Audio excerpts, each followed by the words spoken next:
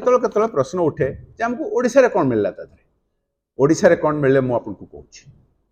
आपण जे देखिबे प्रमुख रूप रे केंद्र रु जो प्रदेश मान को अर्थ दिया जाए प्रमुख रूप रे दीटा कैटेगरी रे आसे गोटे हला सेंट्रल गवर्नमेंट रो सब टैक्स रेवेन्यूज रो फिस्कल डेवोल्यूशन आउ गोटे हला grants in aid fiscal devolution grants in aid ए दिटा आउ अनेक किछि अछि किंतु एटा प्रमुख रूप रे आपण केवल ए दिटा जदि कंपेयर करिवे आपण देखिबे जे मोदी सरकार 1 2 3 हबा आगुरु ता पूर्व 10 वर्ष रे पूरा 10 वर्ष सारा मिसई की जदि आपण नेबे ओडिशा को केंद्र रु मिलिथिला 1,14,000 कोटी टंका एवं एबे जदि आपण देखिबे एई वर्षटा तो एबे एलोकेशन होउची एटा गणंतु नै केवल गत 10 वर्ष गणंतु 14 रु 24